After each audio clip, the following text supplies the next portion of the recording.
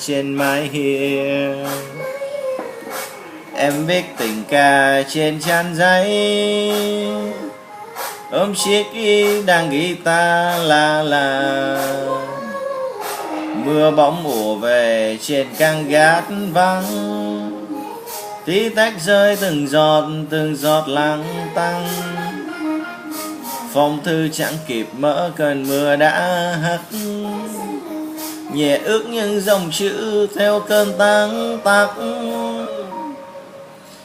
Bầu trời ấy nơi xa thế nào rồi cũng có mưa rơi vào, hay là tuyết đã buông thôi thấm đôi vai ai thôi. Em chỉ biết vẫn ngồi đây mong nhớ một người đang ngẩn ngơ, biết sao giờ đành ngắm mưa mộng mơ đến những phút giây ngọt ngào đau xóa tan đi u sầu. Lặng nhìn những ngày quá mau đến sau vẫn thật lâu, ôi chỉ có mưa nhòe đôi dòng thư chẳng phải giọt lệ rơi đâu. Em nhớ anh nhiều, chờ mãi nghe người yêu.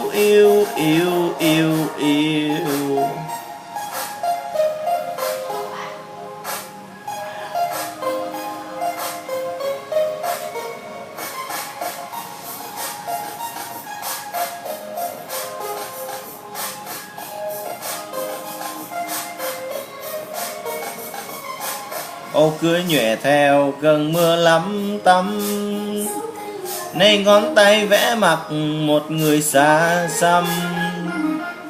Lên vẽ thêm bàn tay ấy nắm cả một chuyện tình trong bao nắng ấm.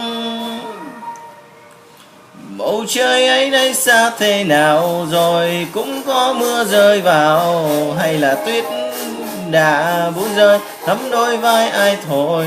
Em chỉ biết vẫn ngồi đầy mong nhớ một người đến ngẩn ngơ, biết sao giờ đành ngắm mưa mộng mơ đến những phút giây ngọt ngào đầu xóa tan đi u sầu. Lặng nhìn những ngày qua mau đến sau vẫn thật lâu, ôi chỉ có mưa nhòe đi dòng thư chẳng phải giọt lệ rơi đâu.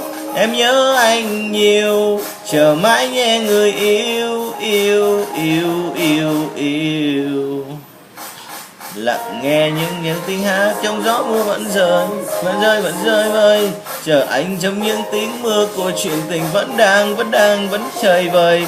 Giọt mưa ơi hãy nói cho em những lời yêu trọn đời, ở vai vương theo gió cuốn bước những tháng ngày đã chờ mơ đến những bước vai ngọt ngào bên nhau xóa tan đi u sầu. Lặng nhìn những tháng ngày qua mau đến sau vẫn thật lâu, thôi chỉ có mưa nhòe đi dòng thư chẳng phải giọt lệ rơi đâu. Em nhớ anh nhiều, chờ mãi nghe người yêu.